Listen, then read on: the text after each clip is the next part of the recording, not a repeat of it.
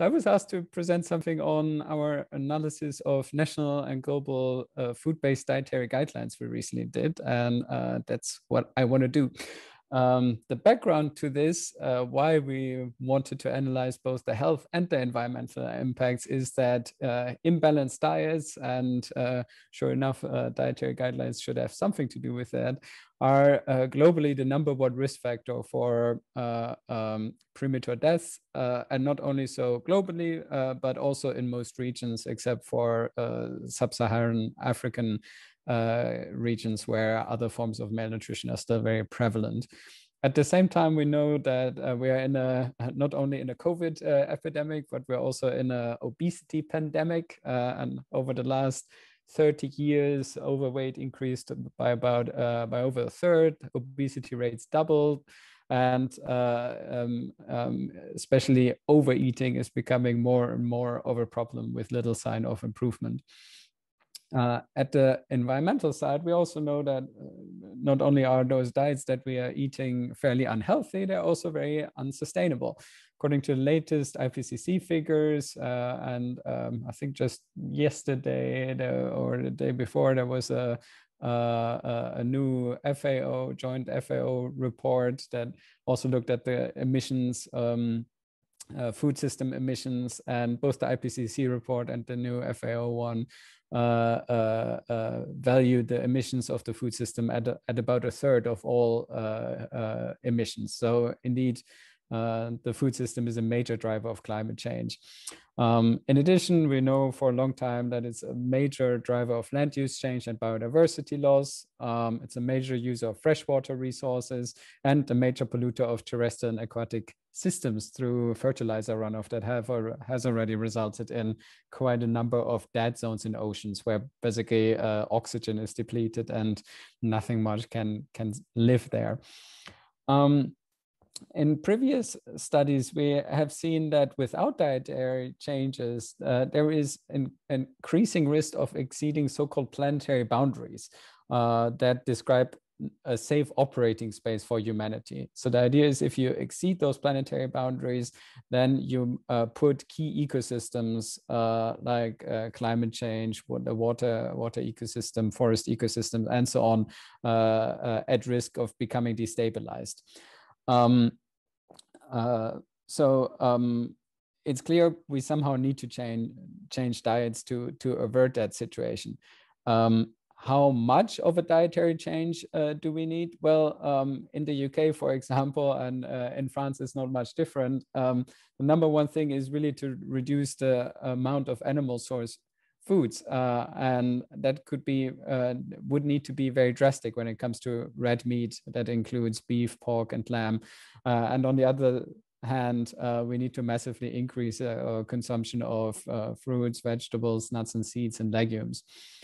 So the big thing is really, whilst we now have a good understanding that some form of dietary change is indeed required to stay within planetary boundaries, and that those dietary changes probably need to be fairly ambitious, it's not so clear how to incentivize dietary changes. What we know from the behavioral science literature is that providing information without additional economic or environmental changes has a very limited influence on behavior. And instead, some integrated multi-component approaches are probably the best way to go. Those can include informational things like updating national dietary guidelines, but they probably also need to include tougher measures like fiscal measures that include taxation or changes in subsidies or other economic incentives, but also local environmental changes like at school, at the workplace, and maybe when it comes to things that have been shown to be carcinogenic, then maybe also direct restriction and mandates. So it's clear we probably need all of those. And I want to start with the thing at the very beginning of that chain of things we might be needed, and focus on national dietary guidelines. What are national dietary guidelines?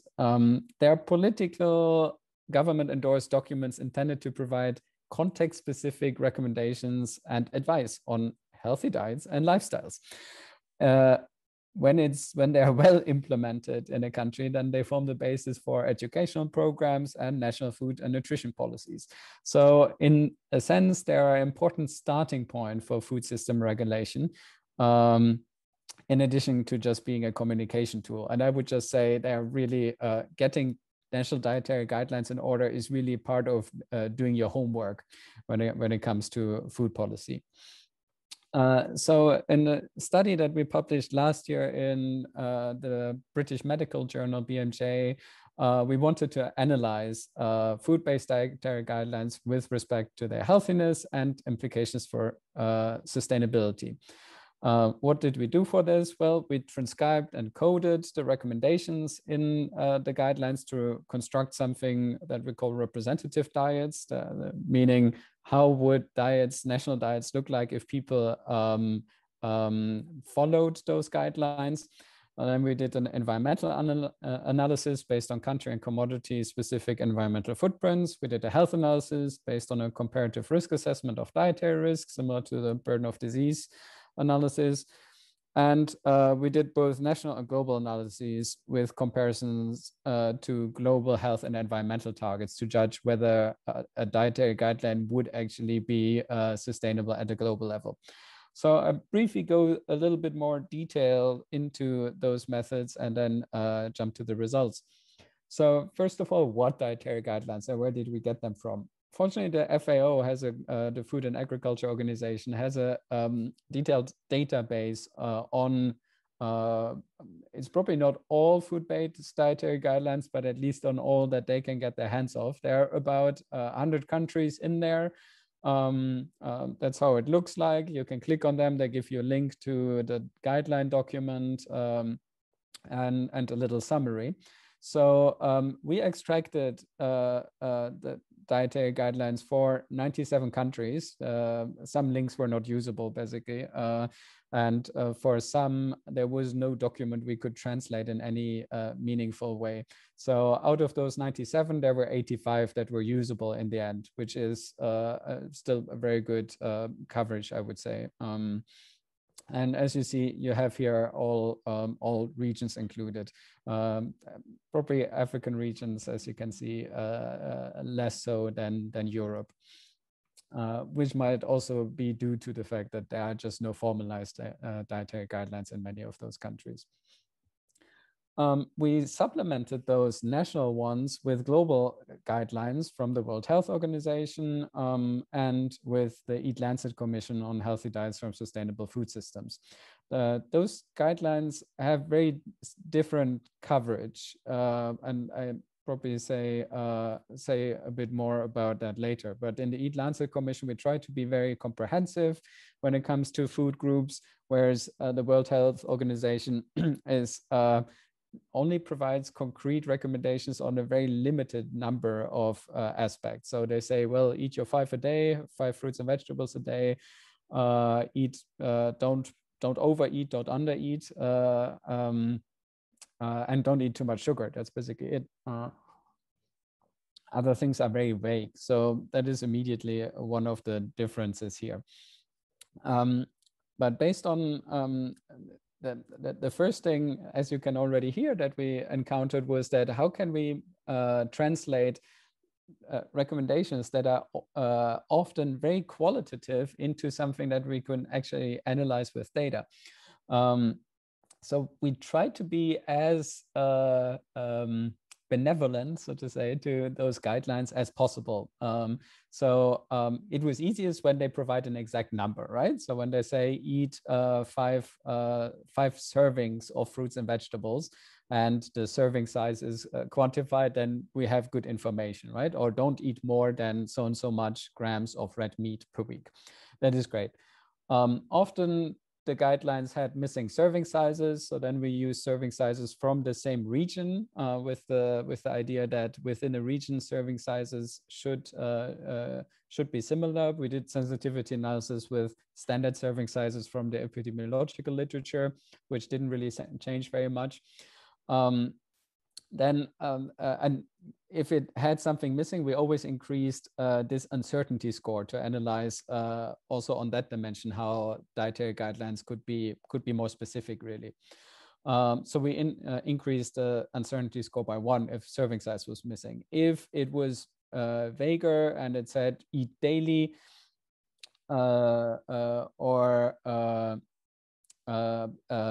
if only a value for, let's say, fruits and vegetables together was specified instead of saying so many fruits, so many vegetables, or so much red meat, instead of so much beef, so much pork, then we again increased the serving size, and we split the recommendations based on the distribution in a specific country at the moment.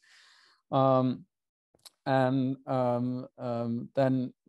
uncertainty got even higher and became more problematic if it had statements like eat regularly or multiple times a week, and up to a point where we really couldn't infer anymore what is actually concretely meant by some recommendation.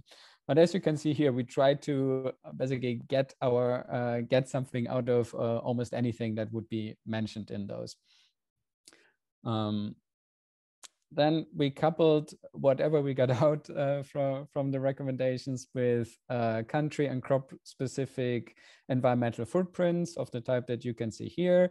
They follow very much the pattern that you might be familiar with when it comes to greenhouse gas emissions. Plant-based foods have very low greenhouse gas emissions, animal source foods very high with up to a factor of 100 difference. For the other environmental categories or indicators like land use, water use, and fertilizer application, there is also difference between plant-based and animal source foods, but the difference is more a factor of 10 instead of a factor of 100. Then the health analysis we did with a comparative risk assessment model that works by dividing the population by age and region, putting them into different weight buckets, and then exposing them to different risk factors like high consumption of red meat, low consumption of fruits and vegetables, and so on. And by using relative risk factors that pair changes in those risks to changes in cause-specific mortality, we can analyze how many more or less deaths would be due to diet and weight levels. We only used risk associations from meta-analysis of cohort studies to minimize any kind of bias, and we only use those that have been judged as proper or convincing with moderate or high meta-evidence. So that means there is really a substantial body of data to support the choice of relative risk disease associations that we used here, and those include the ones you might have heard of, like the beneficial health impacts of more fruit consumption, vegetable consumption, legume consumption, nuts and seeds, whole grains, and so on. And I can chat more about that if that is of interest later. Then the last bit of the puzzle was really, and that was made due to the finding that often in that field, you see studies that look at one specific dietary guideline, let's say the French dietary guidelines. And that study might find that, oh yeah, the French dietary guidelines improve health, and they're also more environmentally friendly than what French people eat at the moment.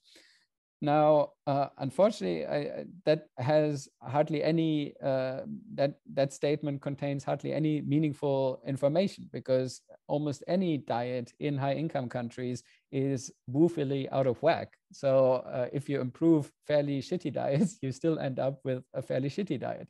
So we really needed to know how much on what we needed an absolute measure of when is that change actually enough and would be considered sustainable. So in order to study that, we came up with what we call the global sustainability test. So we basically rolled out that representative diet, that representative dietary guideline diet from one country to all countries. All countries have different environmental footprints, of course, and different mortality rates and so on.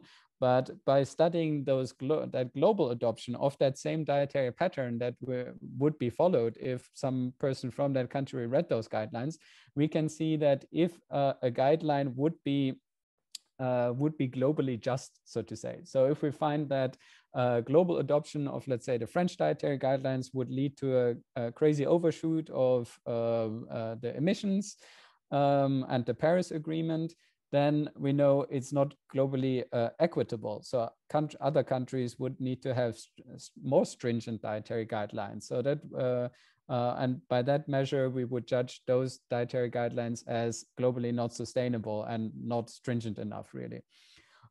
We did that not only for climate change, but also for land use change, freshwater use, biogeochemical flows, that's the nitrogen and phosphorus I talked about earlier, and healthy diets. And we basically translated the planetary boundary values that we had analyzed in previous studies and in the Eat-Lancet Commission to global policy targets that are very much related to those. So with climate change, we have the Paris Climate Agreement. Land system change, we have the IG biodiversity targets. For freshwater use and biogeochemical flows, we have the targets of the Sustainable Development Goals related to water withdrawals and nutrient pollution. And for healthy diets, we have the NCD agenda. And we specified each of the targets on that. So with that, let's jump to the results. The first thing we found, and I mentioned this already, was that most dietary guidelines were very inconcrete. And here you can see a map of the uncertainty score. So the redder, the more uncertain the guidelines were and the harder to interpret. Good examples included some Nordic countries in Europe, but also the US, for example, and also China, that have a good tradition. I mean, especially the US, for example, you might be familiar with from your work, has a good tradition of formulating fairly detailed dietary guidelines every 5 years. Now, this uncertainty score doesn't say if it's good or bad. It just says it at least has very concrete recommendations. If you look at it in a more detailed way, you see that here you see a breakdown of those food groups we looked at and an aggregation across regions to give you a little bit of a bird's eye perspective. So what you can see here is that across the regions, European countries usually have more concrete dietary guidelines, North American countries as well. If we would only have the US ones here, they would be much higher. So the value is 3 here, because if you go back, Canada fares fairly poorly, even though they just issued no dietary guidelines, but they are so so qualitative. There is hardly any value in there or any concrete recommendation that it got a very high uncertainty score. And then down the list, you can see African countries usually have very uncertain dietary guidelines, sometimes also because they're just purely missing food groups, and they might only focus on the one thing that they think they can realistically or practically improve in a country. If you look at what food groups are most concrete, well, most countries agree that people should eat more fruits and vegetables, or specific amounts even of fruits and vegetables. Most of them also would recommend a bit more concrete when it comes to dairy intake, concrete when it comes to sugar intake. And at the other end, you have things like processed meat, whole grains, red meat as well is not very concrete. And energy balance, we only looked at if they have recommendation to also watch your energy balance. And here you can see also differences. If you compare those regional detail with the global detail, you see that the Eat-Lancet recommendations fare very well. I mean, in a way, we constructed them also based on what we saw as shortcomings in other dietary guidelines. So it's probably no accident that they fare very well here. But I think it nevertheless makes sense to see that compared to, for example, what the WHO puts out, it's much more concrete, because the WHO is just missing lots what would be of relevance for both health and the environment. Now, what do the recommendations say? Well, maybe let's look at the average here first. So on average, the dietary guidelines recommend greater intakes of legumes, much greater intakes actually, much greater intakes of whole grains. With whole grains, I should say, we wanted to use whole grains because it's an important health factor, but most of them were not very concrete. So we just adopted, if they encouraged whole grain consumption, we coded that as an increase by a certain amount. Which we thought was not ludicrous, but nevertheless, there is some uncertainty to that specific number here. Most also recommended increases in dairy consumption and fish consumption, in nuts consumption and fruit and veg consumption, and in egg consumption, and most recommended reductions in sugar, most meats, especially red meats and processed meats, and most also had reductions in energy intake in there, except for African countries. You can also see here that, again, the Eat Lancet recommendations are a bit more ambitious. So the bars are a bit bigger here on most of those dimensions, whereas the WHO, again, doesn't have very many of those. Now, this map shows you, now that we sort of have this, those representative dietary patterns coded up, we can compare how much do they differ from what people eat at the moment. And that was actually fairly shocking to us, that most countries are completely crap in following their dietary guidelines. I mean, we really didn't find, as you can see here, many that followed even any advice of their dietary guidelines. So even though many countries have those, hardly anybody eats according to them. So that really tells you how little investment there is in backing up those dietary guidelines, and how incomplete it is to maybe just only provide information and not following up with other things. Because not many people follow dietary guidelines, that also means that there is a tremendous opportunity to increase the healthiness of diets if they were to follow dietary guidelines. I mean, that is the #1 reason countries adopt dietary guidelines, to make their populations healthier. And here you can see, indeed, if countries followed their own dietary guidelines, premature mortality would be reduced by quite an amount. You can see that a little bit more detailed. NDG here are the dietary guideline scenarios, and you can see that on average, premature mortality would be reduced by about 15%, which is quite good. And you can see here a bit more would be due to changes in the composition of diet. So more whole grains was responsible for quite a bit. Also more fruits and vegetables, a bit less red and processed meat, more legumes and more fish. And the other half, or almost half, would be due to balancing weight imbalances. So less overweight, less obesity, less overweight, less underweight. Interestingly so, even though the WHO guidelines are missing many of the details that national dietary guidelines include, their health impacts would be very similar, because they focused more consistently on just a few food groups. But if everybody were to follow those instead of, then that would be also fairly effective. So especially the whole grain one, that one is higher here because not all national dietary guidelines have a recommendation on increasing whole grain intake. And it also has a bit on a benefit due to more fruits and vegetables, a tiny benefit due to less processed meat. So they didn't have a quantity in there. They just said less processed meat. So we tried to cut them some slack and say, okay, let's assume that means less, 20% less processed meat, or something like that. I forgot the exact number we assumed, but a little bit less basically. And they also have recommendations on correcting weight imbalances, as you can see.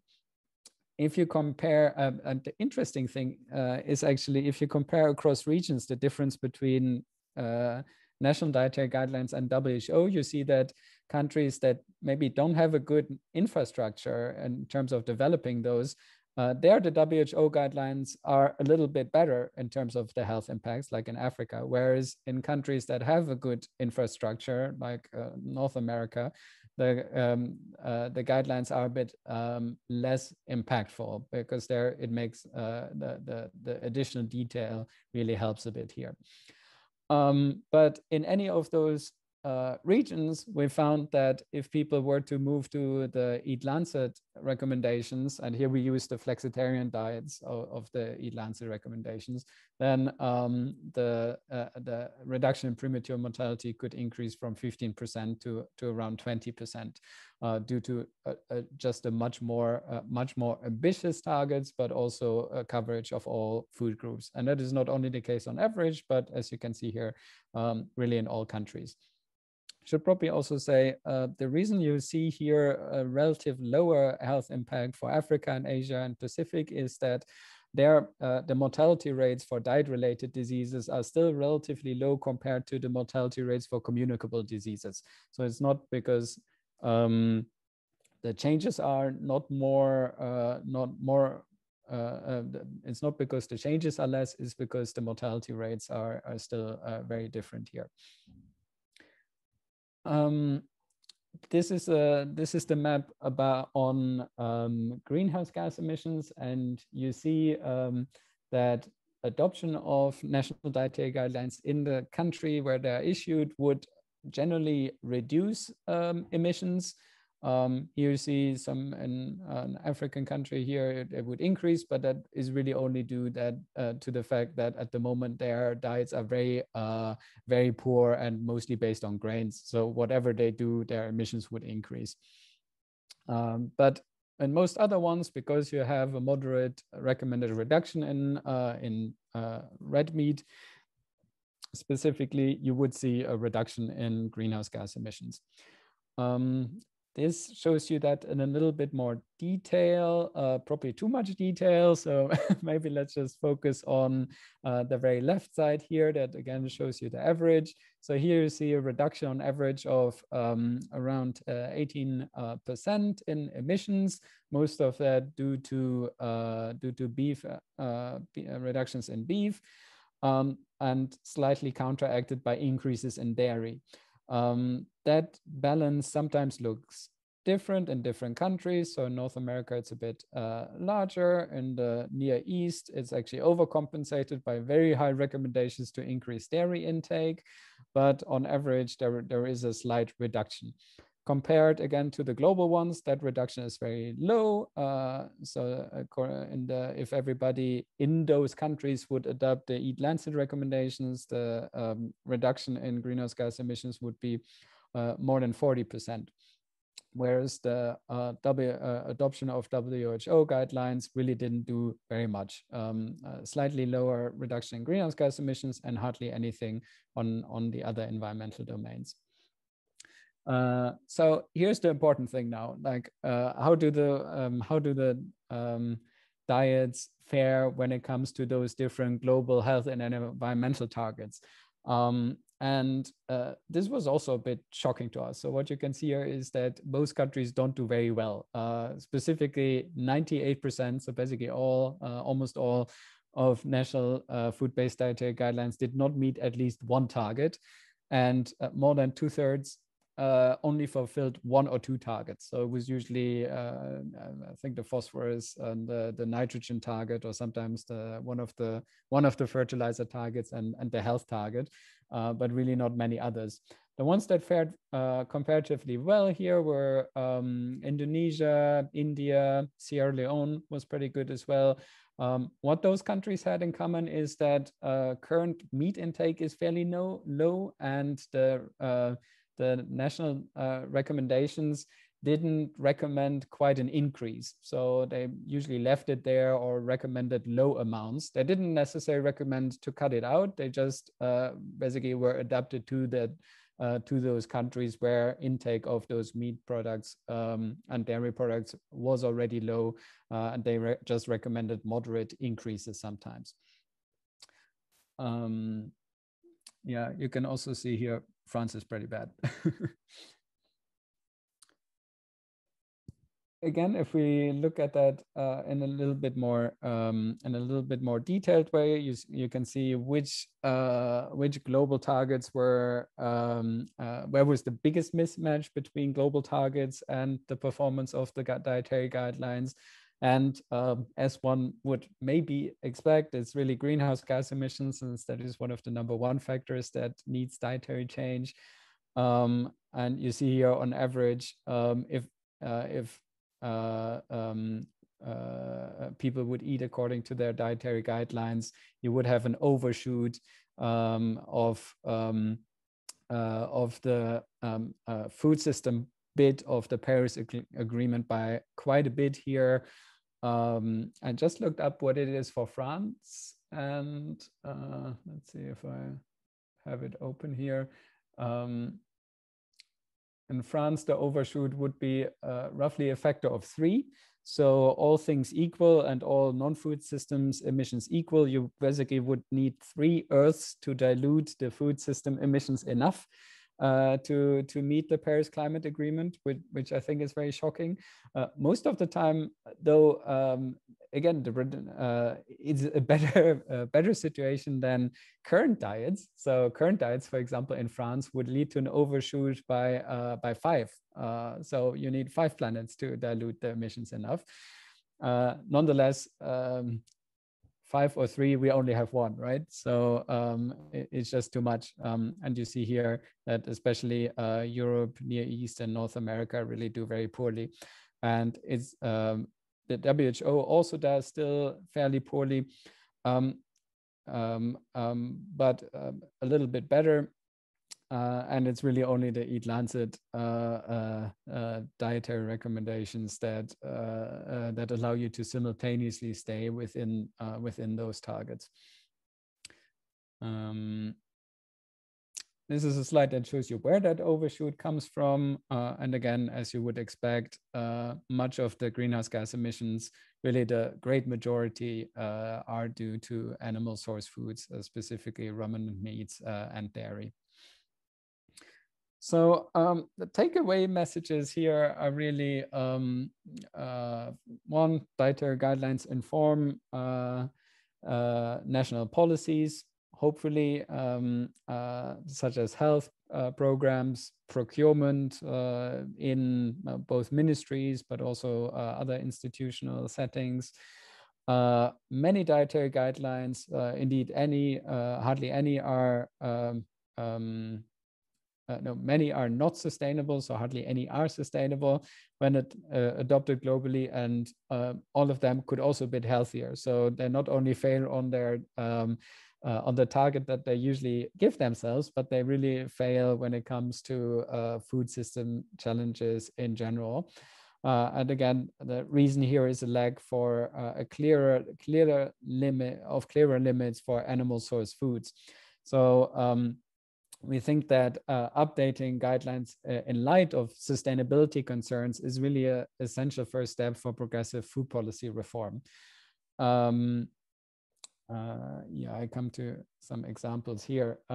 We think, maybe unsurprisingly, that the Eat Lancet recommendations could be a good starting point. They don't need to be one adoptions of those. I mean, we think those recommendations are general enough that they can allow for lots of different national approaches and different dietary patterns. And indeed, what is also, I think, important is really to provide concrete examples of that are targeted towards specific dietary traditions and patterns. So again, we found that the US dietary recommendations perform very poorly, but what they do well is they provide different examples of different dietary patterns. So I think it's very clear now that there can't be one dietary recommendation in a country. Nobody in a country would say, oh, that specific diet fits my purpose very, very well, right? So providing one that, for example, is a flexitarian one that still includes all food groups, but then also supplementary ones that are, for example, vegetarian or vegan, that are still healthy and sustainable, would be very important, I think. when it comes to the impacts, you saw that even those flexitarian recommendations led to a third greater reduction in premature mortality, 3 times greater reduction in greenhouse gas emissions, and a general attainment of those global health and environmental targets. And that compares to fairly poor performances of national dietary guidelines. Here you see for the UK how it stacks up, how the Eat Lancet ones stack up to the national ones, and for France it's similar. So if we look at, for example, the health impacts, according to our estimates, let's see, I think we estimated a reduction in diet-related diseases in France of 45,000 if people ate according to their dietary guideline, and that compares to 90,000 if people were to follow the Eat Lancet recommendations, and even 98,000 if they followed the vegan version of the Eat Lancet recommendations. So there is really lots of room for improvement. Similarly, when it comes to the environmental impacts, let me just check those as well for France. So there we estimated a reduction in greenhouse gas emissions, to pick that out here, of 35%, and that compares to reductions of 75% for adoption of the Eat Lancet recommendations, and even the flexitarian dietary patterns, and even greater ones for more specialized ones like a vegetarian or vegan diet. So we hope that highlighting those differences is important and gives at least some impetus for those national bodies that develop those guidelines to sit down and think about how to improve them. Then the last thing I want to mention, and I mentioned this in the very beginning, is really appalling how poorly guidelines are followed, and it really clearly shows a lack of investment and proper follow-through of guidelines. We estimated if you would value just the health benefits by standard cost-benefit techniques like value of statistical life, you see here benefits that are around that range from 10 to 20% of GDP.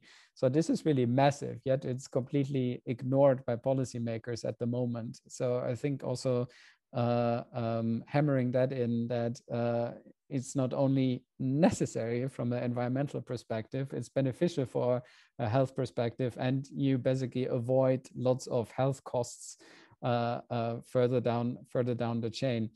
And I think the last thing is here, policy coherence is also important, right? Very often those guidelines are buried somewhere in some secondary webpage of some health ministry, but they're really not aligned with, for example, agricultural policies or economic policies. So that is really also an important thing. And that basically starts once you have done your homework and issued some proper dietary guidelines. So with that, I think I stop here, and I'm looking forward to your questions and to the discussion. Thanks a lot.